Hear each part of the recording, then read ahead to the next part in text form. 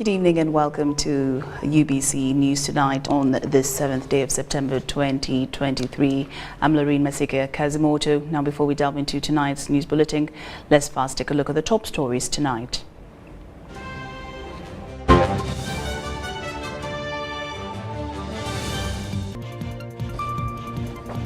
In our top stories tonight, South African ministers laud President Museveni for steering Uganda's development. NMS officials deny knowledge of ARVs supply to farmers. Religious leaders in Inspectorate of Government discuss fraud in the country. And Birigwa insists FDC delegates conference will go on as planned, denounces ongoing elections.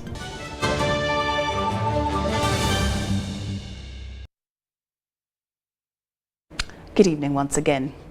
Now, President Museveni has informed the country that the armed forces are winning the war against terrorism, specifically against the Allied Democratic Forces. Now addressing the nation on the issues of security, President Museveni, however, urged Ugandans to be vigilant if the country is to fully win this war. Now he urged churches, bars and lodges to seek identification before admitting any entry. Let's have more. So Ugandans, as we are hunting these people in Congo, the authors, your job here is to see anybody you don't know and say, who are you?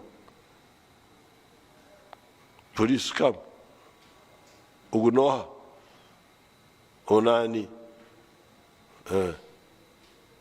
That's what actually caused the problems for them at Kayanja's place. Because I had alerted the police, I had sent a message to the police. You people, watch out. Anybody trying to go to the church, when he's not known in the area, challenge him. That's how we got them. Now, then, carrying bags containing explosives. You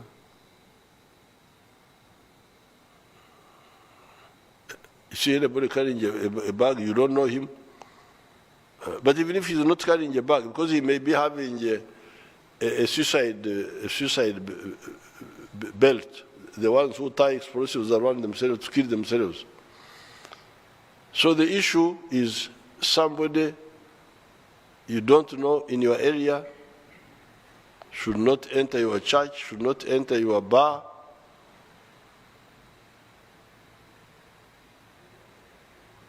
Markets are more difficult, but the markets are more organized.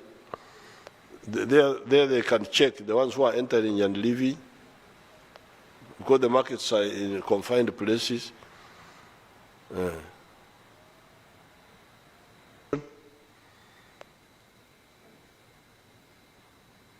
But in the meantime, this is what I asked the population to do.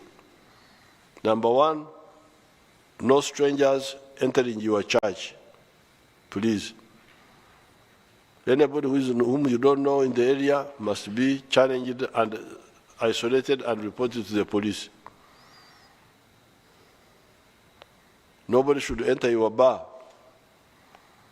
because you drinkers, you know one another.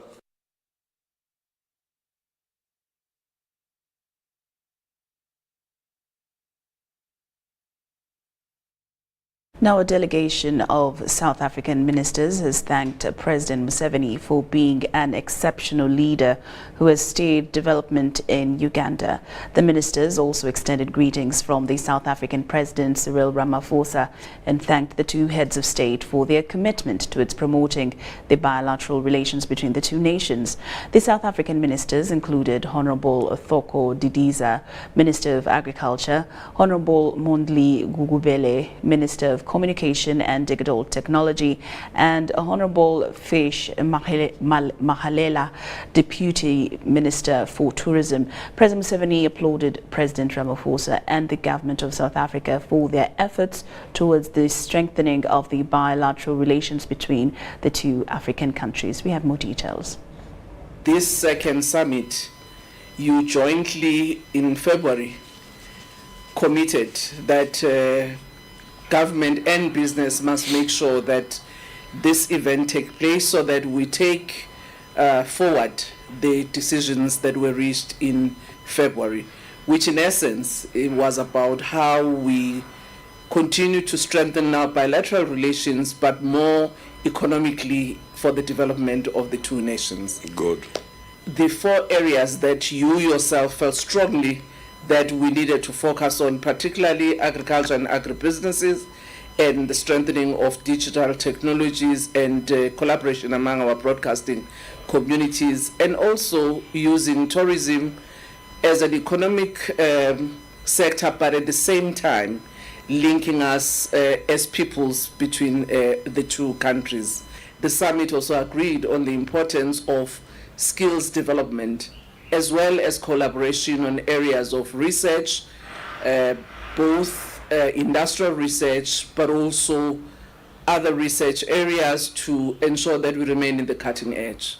And we see these bilateral relations, particularly at an economic level, strengthen our relations, but also giving an impetus on the implementation of the Africa Continental Free Trade Area. You apply a stimulus of market, because our problem here is a reliable market. Yes. Like now, milk, we have surplus milk. Sugar, we have got surplus sugar. Bananas, surplus. Our problem here, maize. So our problem is market. So when I go to Europe and I hear people want to give aid to Africa, we don't need aid, we need a market. We need money. So once we are assured of a market, there is no stop. True. So then, so that we have the two systems. One is what we call intensive agriculture. Those of those 4 acres or less. Then the extensive agriculture.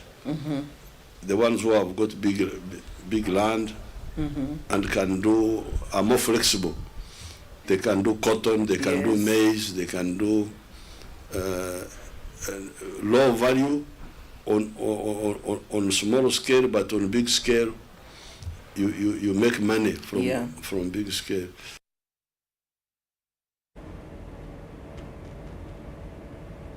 The National Vice Chairman of the National Resistance Movement, Alhaji Moses Chigongo, has appealed to the people of Hoima to work as a team in the ongoing by-elections for the District LC5 Chairperson Hoima. Alhaji Moses Chigongo made the appeal while presiding over the Hoima District NRM Delegates Conference held at Dwoli Primary School Playground in Chitoba Sub-County, Hoima City. National Vice Chairman of the National Resistance Movement, Alhaji Chigongo, says that the NRM government has served this country well and appealed to all the people of Hoima to remain united, even during the ongoing by-elections.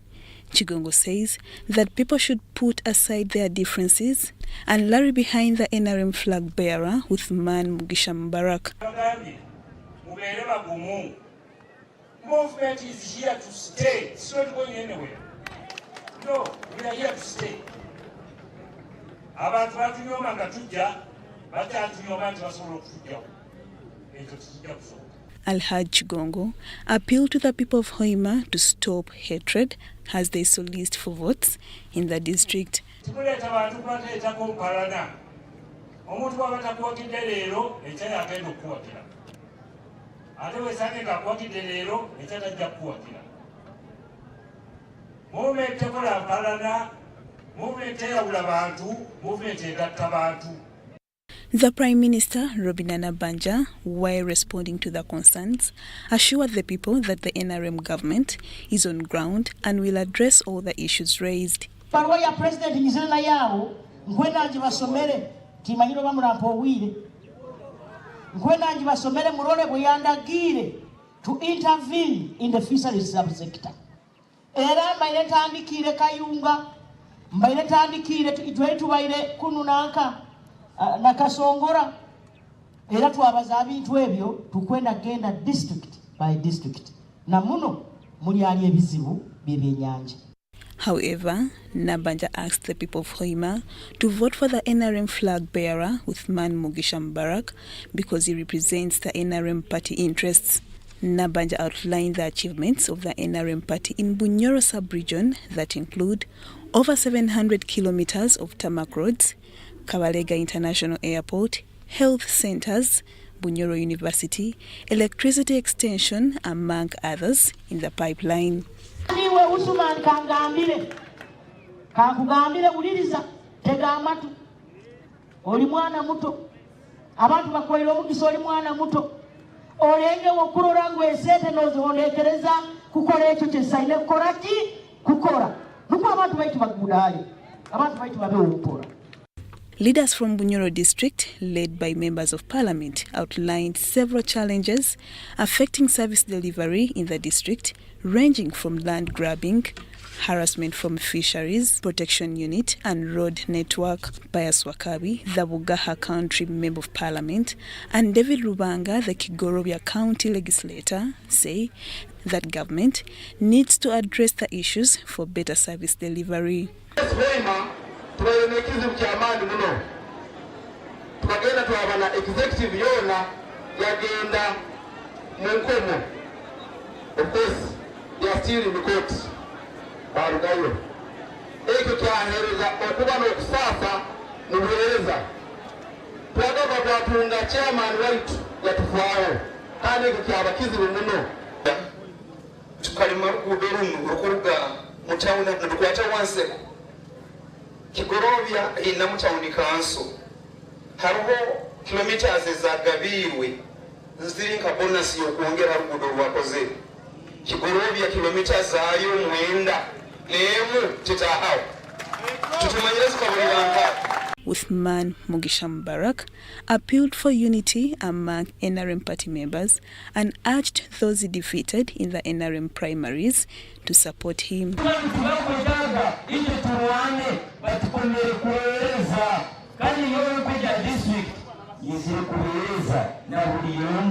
Hoima District NRM Extended Delegates Conference, attended by over 1,000 delegates, right from the villages of the district. The Prime Minister has pinched camp in Hoima to gather support for the NRM candidate in the by-elections, slated for 14th September 2023. President Yoweri Museveni is expected to also join the people of Hoima to campaign for the NRM flag bearer. Uthman Mugisha, the NRM flag bearer, is tussling it out with 4 other candidates who include Vincent Muhumuza, Savannah, an independent candidate, Moses Agunda of NUP, Patrick Musinguzi of FDC, and Lennox Mugume, an independent candidate. Lydia Chomkama, UBC News. Now, some exciting news from Busoga Kingdom. The Chabazinga William Wilberforce Nadiope IV has finally found a queen in Ebantu, Her Royal Highness Mutesi Jovie. Now, the Katikero, Dr. Joseph Mvawala, was delighted to convey a warm regards from the Isebantu Chabazinga of Busoga Kandumbula Gabula. It's a very momentous day for the people of Busoga all over the world. Now we have the highlights. Take a look.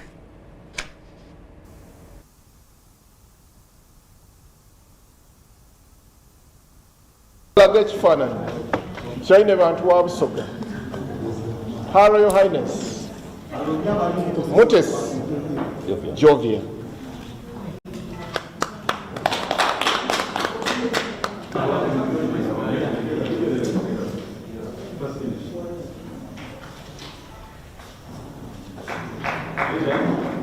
Tiimu egemye ekintu kino okumala emyaka mingi, ekigemye obulungi n'ekikuuma netwikirizibwa okukibandala ku lunaku olutuufu nga tubise mitendera emituufu era nga tulikubita ku mikutu emituufu.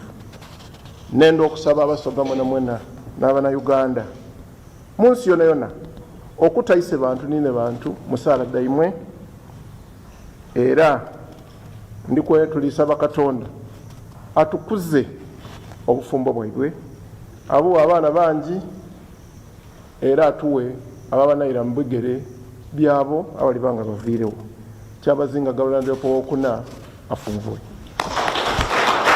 ko tubaire mu kubaire kwandula aye kaisaife utafaana kuna bantu bandi yasiima busime ate buyasiimye atuma tiimu ye twajja twakola emikolo egy'obuwangwa egivuiremu okuboneka nti mama wa Busoga aboneike. Kobedenze isanu ninza innocent kumikiriza waiguta baba katikiro yayikizanu nkole mirimo gyayise bantu maze wane myaka 8 ayi wolija kunwa kwa marwa bafumanze bansoka muri baba batayina bayonka buti nina wokonka njakore mirimo baba buti hanti nawe ntora mata ndakore mirimo obankutuka ayi nkorera baba buti nobwempumura.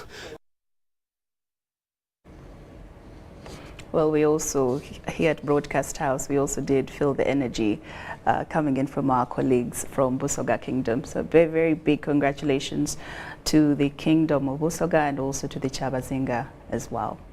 UBC News Tonight continues. Inspector General of Government Betty Kamya has discussed combating Uganda's corruption crisis within the Inter-Religious Council of Uganda, targeting lost billions.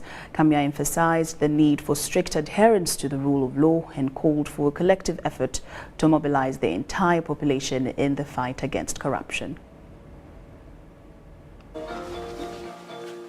The Inspector General of Government, Betty Kamya, has expressed gratitude for the opportunity to interact with members of the Inter-Religious Council of Uganda. Kamya acknowledged the vital support and cooperation between the two entities in their pursuit of a corruption-free Uganda. It is time for the Inter-Religious Council to sponsor a cabinet paper through the line ministry, and I suggest the Ministry of State for Ethics, the Department of State for Ethics and Integrity in the Office of the President.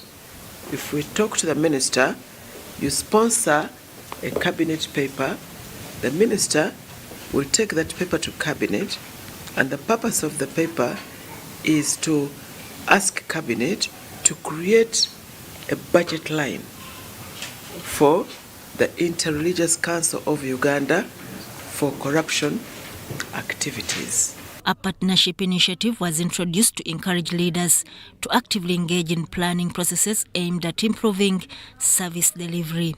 We have the instruments of authority to call these people to book, to ask them to explain their suspicious wealth. And if they cannot explain it, then we assume that they took advantage of their offices to siphon money from public resources, and that's the reason that service delivery is deplorable. Betty Kamya lamented that anti-corruption agencies, though established by the government, had often become entangled in boardroom discussions and facilitations, hindering their effectiveness. So our new strategy is to go back to the drawing board and start by mobilizing the entire population, and especially the government actors, to adhere to the rule of law. And I think there we work very well together. Kamya called on the public to recognize themselves as victims of corruption and encourage society to reject the acceptance of this persuasive issue. Presiding Apostle Pastor Joseph Serada, representing the Inter-Religious Council of Uganda, highlighted rising education and healthcare costs profoundly affecting Ugandans' lives. We request that the Office of the IGG frequently updates the nation on the steps taken, especially on high-profile corruption cases. A case in point of the Mabati question. We want to know where we are. This will restore public confidence in government and reduce the levels of helplessness that most Ugandans exhibit when corruption issues. The meeting concluded with a shared commitment to intensify efforts in the ongoing battle against corruption, emphasizing the importance of unity and collaboration between religious leaders and government officials. Sudat Kaye, UBC News. Thank you, Sudat Kaye. Now, former Forum for Democratic Change party president Colonel Dr. Kizza Besigye says he is disappointed over the declining democracy in the FDC party. According to Besigye, the Forum for Democratic Change was formed with the core principle of promoting democracy, noting that the current party leadership has deviated from them. This was during the FDC party delegates meeting from Bunyoro sub-region in Hoima Oil City. We have more details. Members from the executive of Forum for Democratic Change have gone ahead to conduct elections before sorting out issues that were resolved in the National Executive Conference that was held in January 2023. The National Chairperson Forum for Democratic Change Party Ambassador Birigwa says the party has never conducted such types of elections via phone calls, and it is not in order to replace people whose term has not yet expired. From the very beginning, people realized there was something wrong, because instead of people electing their own people, people were making phone calls and saying to so and say, hey, Mr. Mukasa, we have chosen you as the chairman of your local council. How do you have elections and then have the quote-unquote, the elected members sworn in when the term of office of those who were elected is still going on? That's an illegality according to me, and definitely illegality according to the Constitution. Birigwa says he has received petitions from districts across the country against election exercise that has taken place. Out of it, the chair started receiving petitions. As I speak right now, we have more than 75% of the petition coming from these areas, from the districts. Now, you cannot ignore such a thing. He adds that it is only him, as per the party constitution, with the powers to call for National Delegates Conference and not the Party Electoral Commission. In our constitution, there is no anywhere it's stated that the Electoral Commission can call a delegate conference. To me, that is a joke. It's only, and I repeat, the chairman of FDC, of the party, who has the mandate to call the delegate conference. Birigwa says the Secretary General and party president have completely gone off the party constitution, adding that an extraordinary delegates conference will take decisions that will be binding. After 19th, we'll see. And the decision that will be taken by the delegates is binding.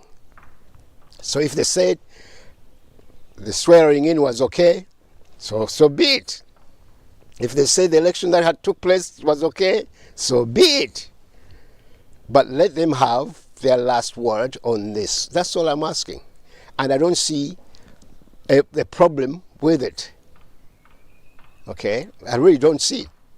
And I don't see the reason why they're so scared or worried about it. Let the people who own the party decide on this. Birigwa says that he does not have power to draft that budget, and the 638 million shillings was drafted by the Office of the Secretary General and Treasurer General, and it is funny that they rejected their own budget in the Workers' Committee. They always use All I did was I informed them I'm going to have an extraordinary delegate conference, please find the money. And they generated because they have been doing it so many times. I've never ever done, except this time around they wished me to write something, which I did. But it is a party through the Secretary General who generated that, and it's them at the same time that took it to the working committee and they rejected it. So as far as I'm concerned, they rejected what they presented to themselves, and that is very funny. The Extraordinary Delegates Conference is set to take place on 19th of September. I'm Nafka Farida and Dan Lugemwa in Busabala. Now we apologize for the Hoima Oil City story, but what you just watched is Ambassador Waswa Birigwa, who is also the national chairperson for FDC party, in an exclusive interview with UBC, where he explained that come the 19th of September at Nature's Green Beach, Busabala, the party will come out with resolutions and best decisions that will help the party move forward. Now, moving on, the public servants have been urged to exhibit teamwork, discipline and hard work in order to accomplish their duties within the stipulated time frame. The Commissioner, Citizenship and Passport Control, Brigadier Namanya Johnson, said this during the passing out of new immigration officers at the Ministry of Internal Affairs. We have more details in this report. Obonyo is our human resource officer. The 57 who succeeded as immigration officers will be charged with processing and issuing of national and regional travel documents, inspection, investigation, prosecution and removal of illegal immigrants, among others. For this to become a success, the new entrants have been advised to embrace teamwork, discipline and hard work. In this journey that you begin, the most important is cohesion, is teamwork, is integrity. It's hard work, it's discipline. Because you are dealing with people who have gone to school like you. And the people you are serving, the clients, you don't know them. Some of them are from Prime Minister's office, President's office, all of them are very big. The big, the small, the medium, all treat them all the same. The new entrants have been tasked to use their intelligence in accomplishing tasks given to them and desist from corruption, as they will not be tolerated. Things would have gone wrong. We have tried our best. If you come wrongly, you will be knocked. By who? By me, because it is the way it is, because we have tried our best. Otherwise, it would have gone out of hand. And for those who have corruption tendencies, you are joining a wrong organization at the right time. I must say it. This organization is now corrupt-free. So if you have some corruption tendencies, please clean yourselves, join us, we shall fight together. The officers have also been advised to adhere to the rules and regulations of the organization, driving at proper service delivery to Ugandans. It's not like shaving or even having your phone for how many months? Yours is manageable and I'm here. Nothing happened. So, take it in. I like the way they've put it. All of them. Very important. Take it in. So, make a dedication. Say, God, I have come, I want some, I will give it my all. And my friend, the theory of frustration is that the more you give, is the more frustration is equivalent to the frustration you get when you pay. Before resuming office, the officers will be subjected to a 2-month political science training to prepare them for the duties ahead of them and later be posted to their various duty stations. Mary Namkose, UBC News. Thank you, Mary Namkose. Now, the Karamoja from the 4 countries of Uganda, Ethiopia, South Sudan and Kenya have been urged to unite and work towards development instead of fighting and raiding. The State Minister for Mineral Development, Peter Lokeris, says the Karamoja are one of the largest tribes in East Africa, but failure to be peaceful has disorganized them. Lokeris made the remarks while opening a week-long Karamoja Cultural Festival being held by Napak District district at Matani Town Council.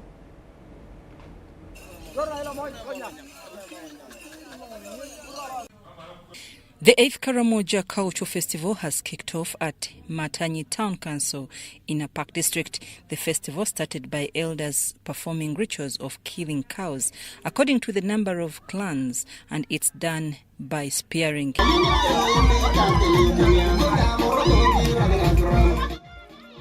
Then later, there was a display of different Karamojong cultural dances and moves. The cultural festival attracted Karamojong tribes from Uganda, Kenya, Ethiopia, and South Sudan. Nakut, who is the host woman member of parliament for the festival, says it is aimed at promoting unity and culture among the Karamojong. The State Minister for Mineral Development, Peter Lokeris, who represented President Museveni, urged the Karamojong in 4 countries of Uganda, Ethiopia, South Sudan and Kenya to unite and build peace. Lokeri says the Karamojong are one of the largest tribes in East Africa, but failure to be peaceful and united makes them disorganized.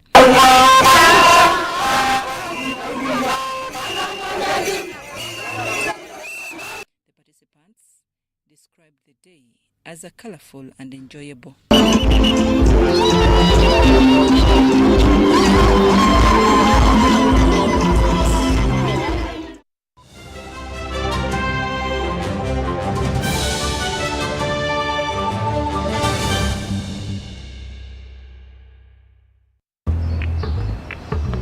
Water, please. Can I pay with Momo? No.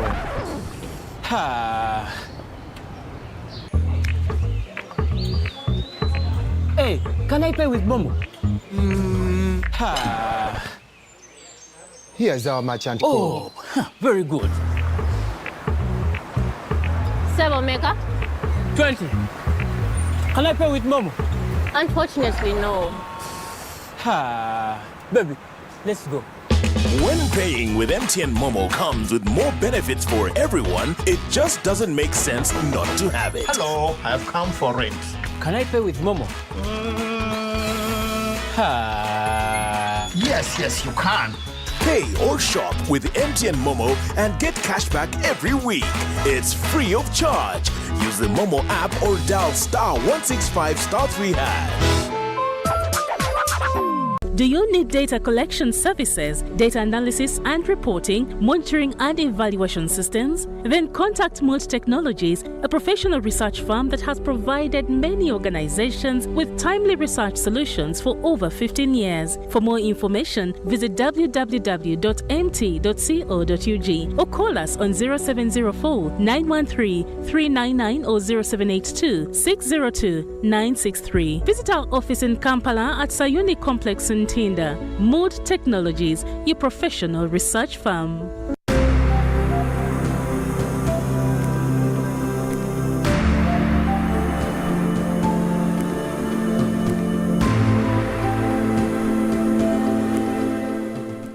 There's also another program, which is the Uganda Women Entrepreneurship Program, WEP, where we have dispersed the funds to the women groups, and of which recovery for the WEP program is around 52%. And of recent, the district was given more funds. The president actually was the one who officiated it during Women's Day on the 8th of March in Chirihura district, where we got an additional 132 million shillings to be given to the youth groups for good performance. But previously we had over 600 million shillings on top of that, and so far so good. That group is very organized actually for the women.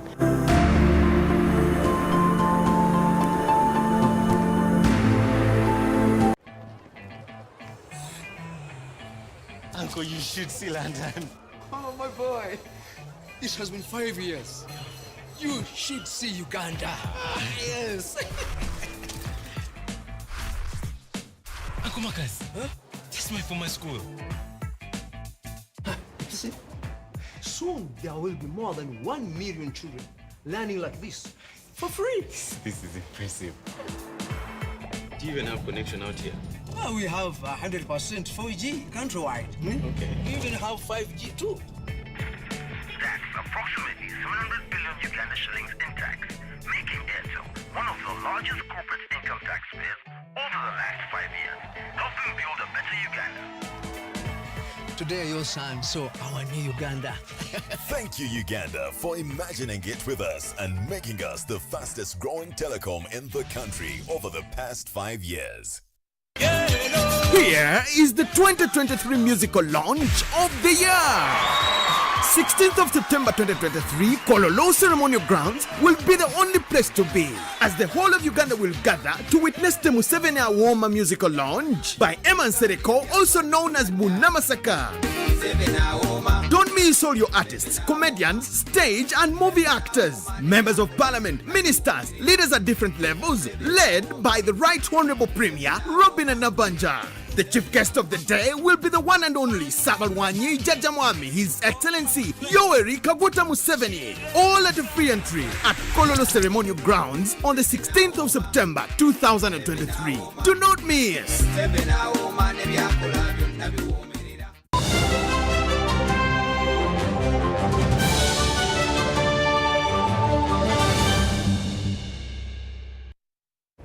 Welcome back from the break. I'm glad that you're still with us here in UBC News Tonight. I'm Lorraine Masika Kazimoto. Now, in a bid to ensure that prosecutors across the country exercise their role professionally and in standard manner, the Office of the Director of Public Prosecutions has launched guidelines to aid them. The Director of Public Prosecutions, Lady Justice Jane Francis Abodo, says these guidelines will help prosecutors make correct decisions while executing their work.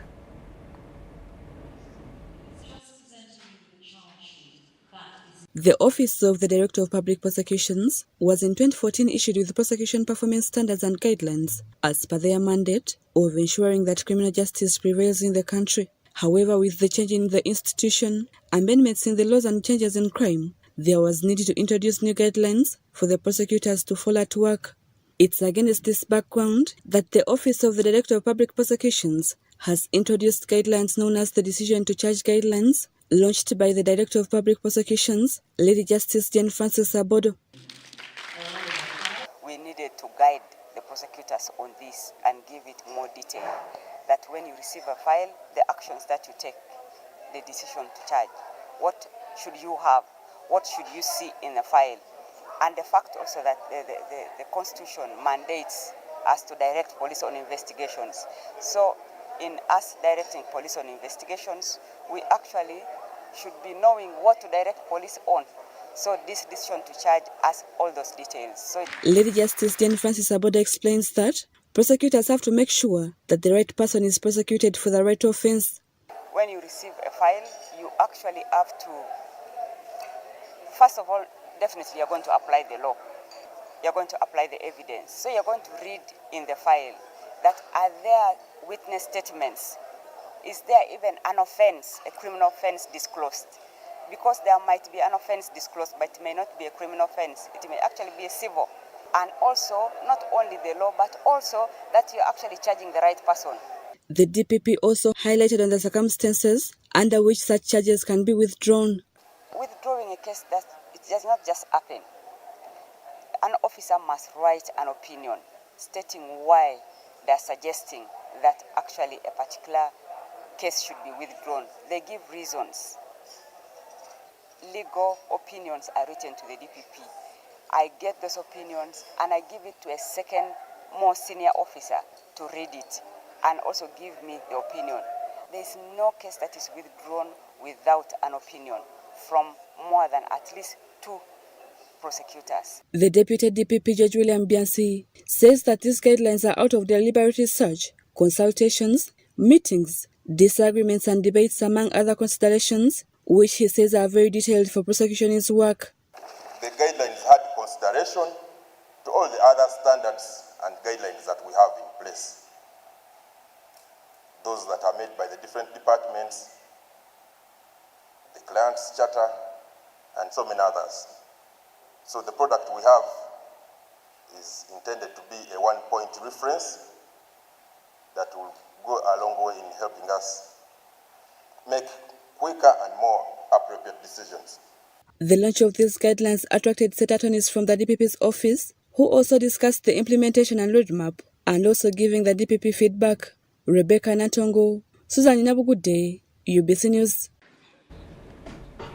Isingiro district is completing infrastructure projects under the World Bank's refugee window of funding worth 32 billion shillings. The Uganda support to municipal infrastructure development, USMID, through the Ministry of Lands, Housing and Urban Development, is overseeing the implementation of the program through a $600 million credit from the global lender. Mayanja Gonzaga, the Commissioner for Monitoring and Evaluation in the Office of the Prime Minister, says that projects are aimed at improving the standards of living among the host communities and refugees. We have more. Isingiro is a refugee hosting district in far western region of Uganda. The area of Nachivali and beyond is a now beneficiary of a host of projects funded by the World Bank through the Uganda support to municipal infrastructure development, USMID. So we are quite happy with the selection of projects that Isingiro has provided. During our visit, we noted that contractors still are behind schedule in their implementation of works. We must note that contractors were awarded contracts and they were given an extension of work up to October 30th or 31st. But the progress that we found on ground, most of the contractors are between 60% to 75%, and the remaining period of time may not allow them to actually complete, especially if they continue having low mobilization of resources and personnel on ground. An inspection by the Program Technical Committee of the USMID projects, who are assessing the progress of the civil works, says time is of essence to ensure timely completion. We went to Shasha sub-county, where we spent the whole day inspecting the roads and even the market structures, like at Shasha Parish Dairy Market, Chavzari Dairy Market, and a number of roads, including also a resource center. An engineer with the Isingiro local government, Vincent Musime, says the district is implementing projects that include upgrade of gravel roads, community resource centers and markets, aimed at boosting incomes of the locals, including refugees. That some of the works might not be completed. That's why in our movement we are recommending them, the service providers, the contractors, come up with a clear work schedule which they should share with the cows to make sure that management could follow up on what is happening on a day-to-day basis. We hope if they do that, we'll be in a position to complete. Isingiro, Kamwenge, Kiliandongo, Arua, Terego, Lamwo, Yumbe, Obongi, Adjumani, and Mad Okolo are part of the local governments implementing the $60 million refugee window funding from the World Bank. Crispus Arinitwe, Vincent Wamundu, UBC News. The second batch of youths under the Presidential Industrial Hubs has been assessed by the Directorate of Industrial Training. These have been undergoing 6 months skills training in different vocational occupations, and according to the Director, Presidential Hubs and Projects, Engineer Raymond Kamugisha, this initiative is aimed at addressing social economic development through job creation.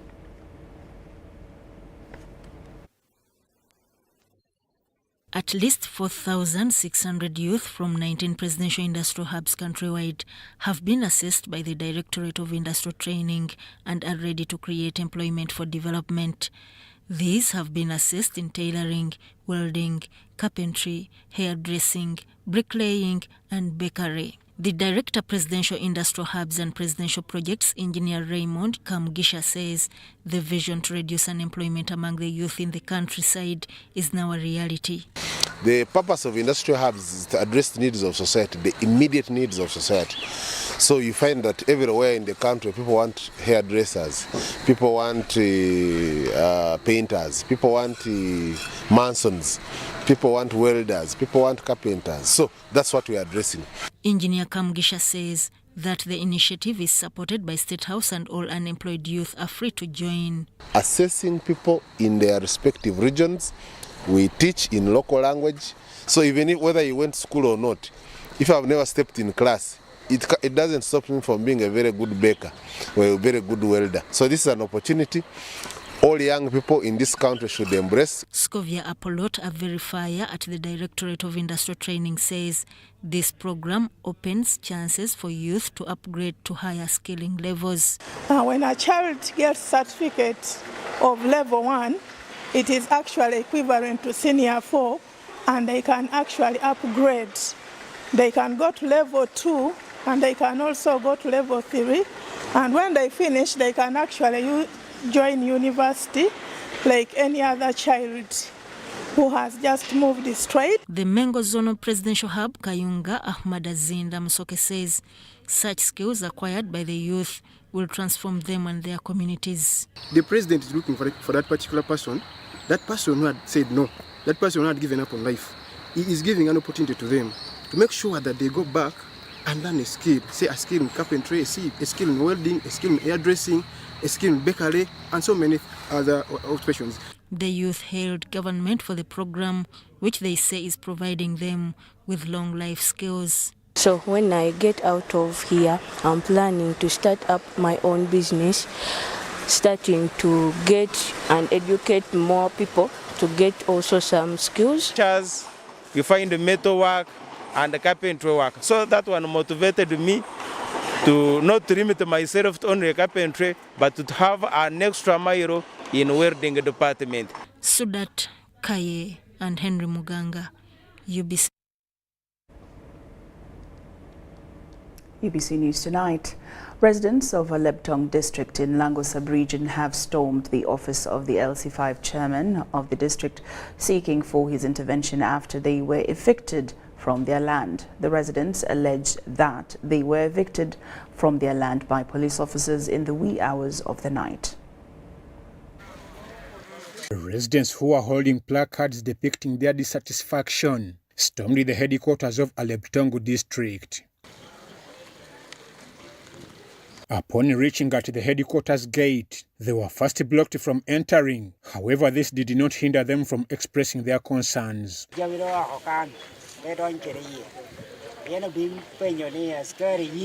Later, they were allowed in and they addressed their concerns to the district chairman Odongo DK. On the 3rd September this month, policemen went to us at night, that is at 1 p.m., 1 a.m.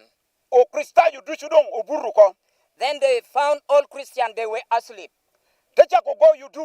Then they started shooting. They started pursuing people while shooting, firing in the air. And all the Christians were scattered. They were all in the state of disarray. And they started robbing our property. Also accused the security operatives for always using excessive force against them, including shooting at them. We have been disturbed. We have been tortured seriously. When we are in for prayer, police come with their truck and they chase us away. And they fire us with the bullets. For example, we have the brown armies here. This is Kamsur. They are firing us with guns. So they are scaring us. Where shall we live? Some people are being arrested and they are there. More than 9 people. Where are they?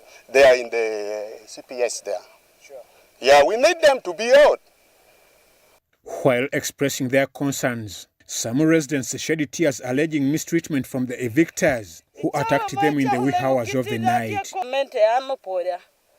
She said that she said to the government that she has been beaten. Even our walking stick. Even the bag was. The district chairman Odongo DK promised to address their concerns and condemned the excessive use of power by security operatives towards the residents. So I think police as an issue to explain to me. I am not the appointing authority, but I'm the head of this district. I need a report. And they should give me recommendation. What should I do that will make such kind of things stop? Odongo Dike also assured the residents to have a meeting, which will comprise the area RDC, police and the residents to address the issue at hand. He ordered the release of the detained residents. I have been in meetings, security meetings regarding to this. I have also been in communication with a number of leaders. And my issue is very clear and it's one thing. I'm a Christian. I believe in God. I am talking this one as my personal experience and understanding, leave alone what has happened, is that church issues can only be resolved through mediation. That is what I think. And I think it is not yet late.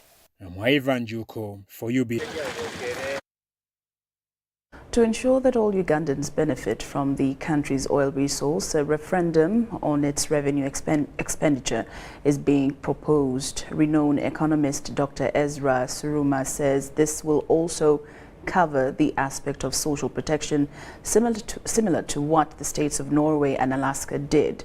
This, he said, while delivering a keynote speech during a reflection meeting on social protection, financing community practice of the Uganda chapter. We have more details.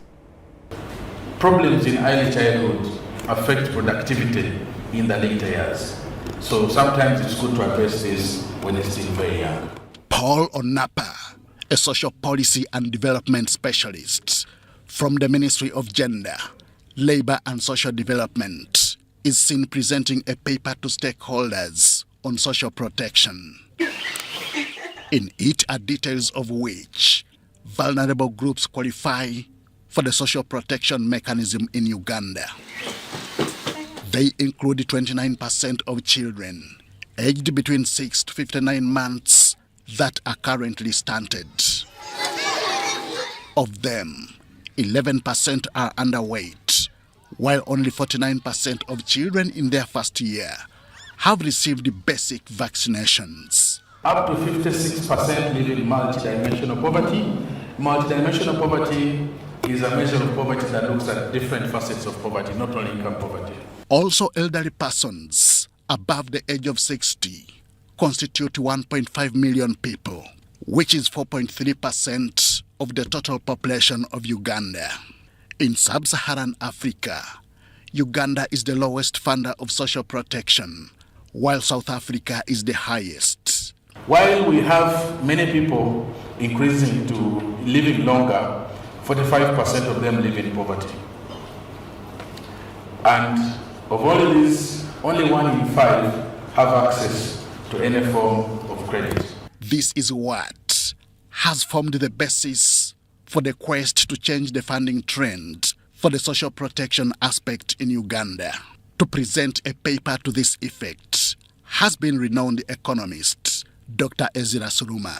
Income insecurity exists at all levels of Ugandan society and is a major source of widespread corruption. Workers in both the public and private sectors attempt to gain income security by any means possible. Suruma cites the example of Alaska and Norway that adopted a public-private partnership in oil revenue management. He wants a similar move in Uganda for social protection funding. We are proposing that people vote on whether there should be a fund created so that a proportion of the oil is invested, is created and invested, and the income that comes from that oil, the earnings from that oil, will go for social protection. Members of the Parliamentary Forum on Social Protection, among other stakeholders, agree with this proposal. For example, at the district level, there are limited legislation and guidelines to influence the management of social protection. But to what extent will this address the funding gaps in social protection? And we can use the oil money as a method, as a way to access this civilized state where all of us can be assured that at least we'll have food, at least we'll have somewhere to sleep. This will meet the needs of orphans, the disabled, the unemployed, the aged, and other economically vulnerable groups. Henry Okrut, UBC. Fort Portal City is on the verge of losing billions of shillings under USMID project following delayed implementation of the project infrastructure works. The project, slated to end in December this year, is still at 60% of completion, a matter that is worrying the leaders. Fort Portal City received 20.9 billion Uganda shillings under Uganda Support Municipal Infrastructure Development to develop selected infrastructure in the city. However, lack of infrastructure designs delayed the bidding process, and other issues with the local contractor affected early implementation of the project in the city. When the contractor was bidding, he bidded 23 billion, and yet we only had 20 billion. So we had to go through the rigorous exercise of rescoping and seeing how we can fit within the funds available. So we lost around 3 months. Herbert Kaihura, Fort Portal City engineer, says out of the 20.9 billion Uganda shillings, Fort Portal City has only used the 8 billion shillings just 3 months to the completion of the project. What is supposed to happen at the end of the project, whoever has not consumed the funds are supposed to be swept back. So it is our desire that the contractor completes on time and we're able to absorb all the funds. According to Asaba Edson Ruyonga, the mayor of Fort Portal Tourism City, the delays and pressure to complete the work in time may result in shoddy and weak. Now they are going to construct the road in a hurry, rush, in order to finish. Is the road going to be as good as that one they have done following the time factor as they have done in Hoima or in Kasese? Projects being undertaken include Kabundaire Mill Lane, water supplies, Kahunga Bunyonyi Road, Mugoma Road, and 106 streetlights for selected city roads. Ruyonga partly blames the delays to city technical teams for planning in isolation without the knowledge of the political team, causing issues that would earlier be avoided. The technical wing has usurped the powers of council. They have usurped the powers of the executive, whereby they sit on their own in their rooms and decide things which council know nothing about. The contractor China Railway 18 Company engineer Wong Ning Kong pledges to the city authorities that work will be completed in time. Once we complete earthwork, we are coming to do the structure there, street light, and some other works. We have fully capacity and confidence to complete this project by December. The team leader, Hilda Mwesigwa, asked the contractors to ensure value for money in the project's implementation.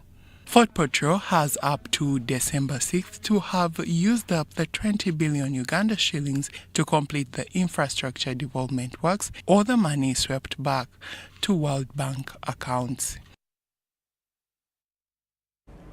UBC News Tonight takes a very short break, but we return with more stories after these messages.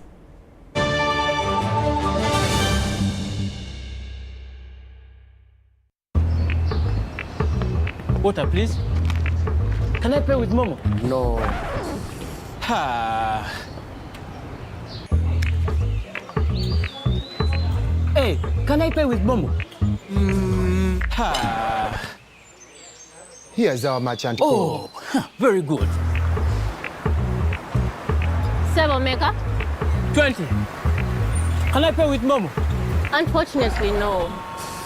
Ha. Baby, let's go. When paying with MTN Momo comes with more benefits for everyone, it just doesn't make sense not to have it. Hello, I've come for rent. Can I pay with Momo? Ha. Yes, you can. Pay or shop with MTN Momo and get cashback every week. It's free of charge. Use the Momo app or dial *165*3#.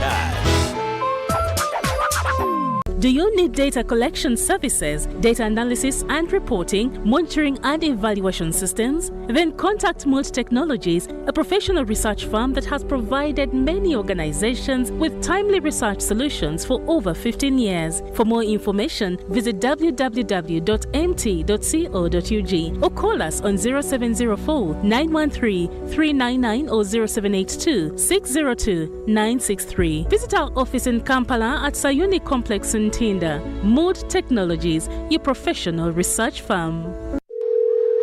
Hello, Mom. How did you sleep? How is Salongo? Oh, Mommy, how is Grandma? And Simba, the dog, yeah, the funny one. Call Bona on any network in Uganda with Airtel Bona voice bundles. Dial *100*1#. Select Call Bona to choose bundles from as low as 1,000 shillings from daily, weekly, monthly, or bundles that don't expire. Call Bona on any network in Uganda with Airtel. A reason to imagine.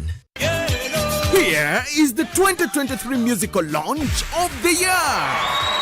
16th of September 2023, Kololo Ceremonial Grounds will be the only place to be, as the whole of Uganda will gather to witness the Museveni Hoima musical launch by Eman Sereko, also known as Munamasaka. Don't miss all your artists, comedians, stage and movie actors, members of parliament, ministers, leaders at different levels, led by the Right Honorable Premier Robin Nabanja. The chief guest of the day will be the one and only Sabalwanyi Jajamwami, His Excellency Yoweri Kaguta Museveni. All at a free entry at Kololo Ceremonial Grounds on the 16th of September 2023. Do not miss.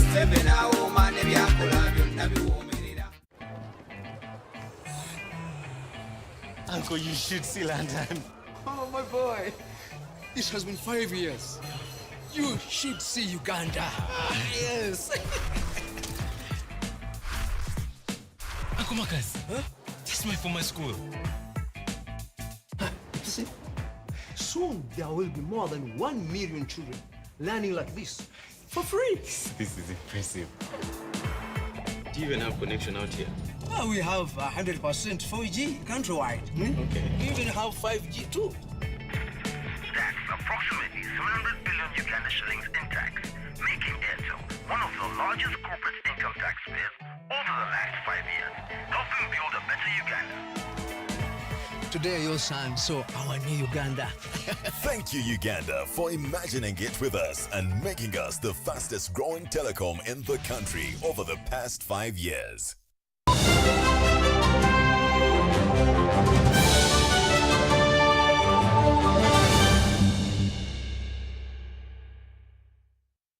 Welcome back from that break. Now, Uganda Bureau of Statistics has launched a report on the key findings from the Uganda Demographic and Health Survey 2022, which highlights the key health indicators.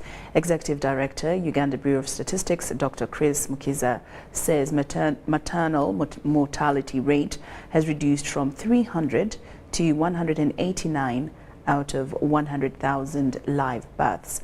The fertility rate has, however, slightly reduced. A big hand clap. Key health findings from the Uganda Bureau of Statistics Health Survey report indicate that maternal mortality rate has decreased from over 300 to 189 in 100,000 live births. The fertility rate has also decreased slightly from about 5.4% to 5.2%. Of course, one of the important landmark is the maternal mortality rate, which has dropped from about 300 to 189 in 100,000 mothers. That's very remarkable. We've been told that the fertility rates have slightly dropped from 5.4 to 5.2, meaning for each woman in reproductive age can produce 5 5.2 children compared to 5.4. The Minister of Health, Dr. Ruth Acheng, says that overall children statistics survival looks promising, with the infant mortality rate going down. And from the results, we see good progress. And I really must congratulate Ugandans to see that maternal mortality has dropped from 336 per 100,000 live births to 189 is good progress. In addition, statistics regarding children have markedly improved. Unfortunately, our fertility rate has not gone down. A small change from 5.4 to 5.2 is nothing to talk about. We all need to come together as a country and talk about the high fertility rate, because having 1,600,000 children born every year is a big burden on the economy in terms of having to look after them and their health. However, if Ugandans are committed to working hard and improving this economy, that would be okay. At least 91% of Uganda women deliver from a health facility, 72% of Uganda women go for at least 4 antenatal visits, 24% of children under 5 years are stunted. 72% of the women go for 4 or more antenatal visits, and 91% deliver from a health facility. And the results presented here are for children under 5. 24% of Ugandan's children under 5 were stunted at the time of the what? At the time of the survey. According to the Health Ministry, funding for its sector has increased, a development encouraging, but more resources to fully cater for the remaining gaps are still needed. The Health Ministry continues to request for passing of the National Health Insurance Scheme. Crispus Arinitwe, Stephen Kalisia, UBC News. East African Entrepreneurship Association is hosting a delegation comprising of representatives from the entrepreneurship sector, including pharmaceuticals, distributors, sales, and others in this similar chain. The visit is intended to create a trading link between Uganda entrepreneurs and those from Taiwan through joint ventures. The private sector, we are based in the headquarters in Kampala, but we do trade relations with our partners in Kenya, Tanzania, Rwanda, Burundi, DR Congo, and South Sudan. We mainly focus on trade facilitation because Uganda signed the trade facilitation agreement under World Trade Organization, and we are happy opportunities within Uganda and also within East Africa. We look forward to many products coming from Taiwan, and likewise we would also be very happy to send our agriculture products to Taiwan.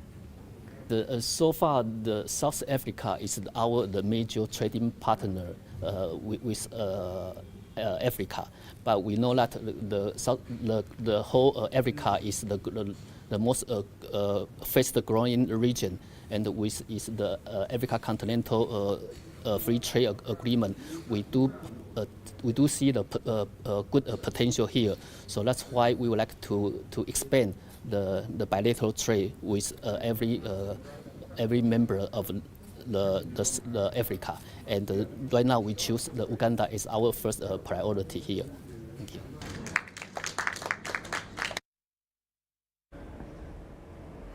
In a bid to easy access to information and monitoring for investors, Uganda Investment Authority has developed a system that enables easy communication between potential investors and Uganda Investment Authority. The monitoring and evaluation system is a compliance tool for UIA's programs and activities that is intended to enhance transparent reporting using an automated M&E system.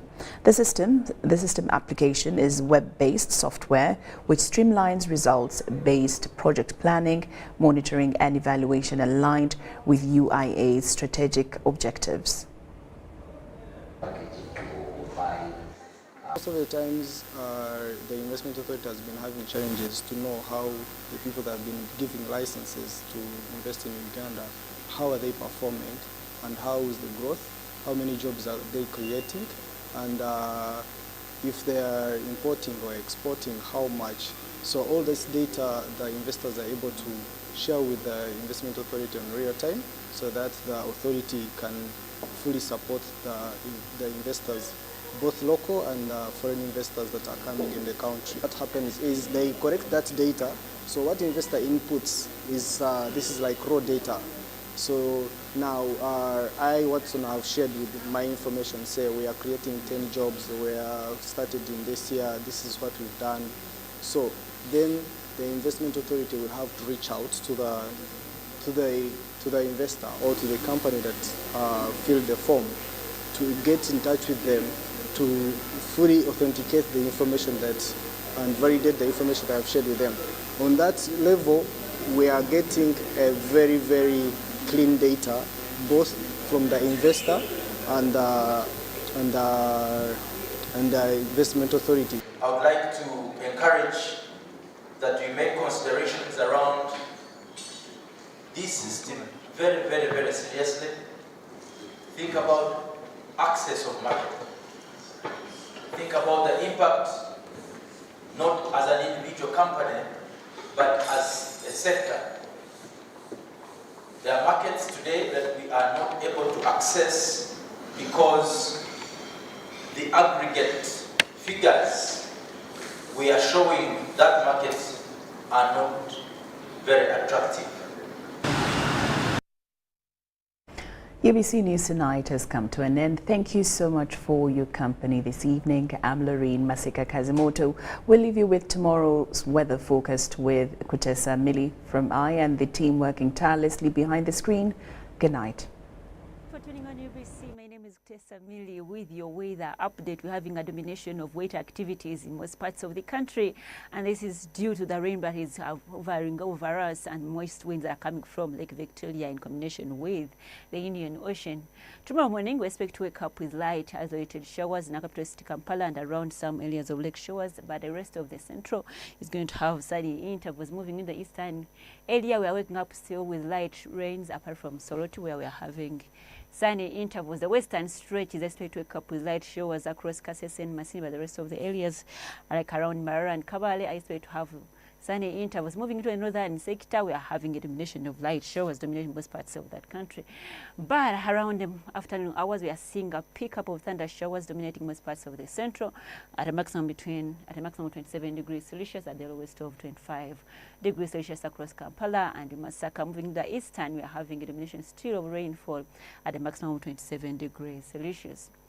Moving in the western stretch, we're having a pickup of thunder showers dominating that side at a maximum of 29 degrees Celsius across Kasese, with the lowest of 24 degrees Celsius across Kawale. Moving into the northern sector, we are seeing a domination of thunder showers dominating that side, including even some parts of the Rua, at a maximum of 27 degrees Celsius. That's a little pretty low temperatures concerning the northern sector. Moving into other countries, we are seeing a domination of cloud and rain around Nairobi at a maximum of 25 degrees Celsius. Dubai with sunny conditions in combination with Cairo at maximum of 42 degrees Celsius. By London is expected to be cloudy at the maximum of 29 degrees Celsius.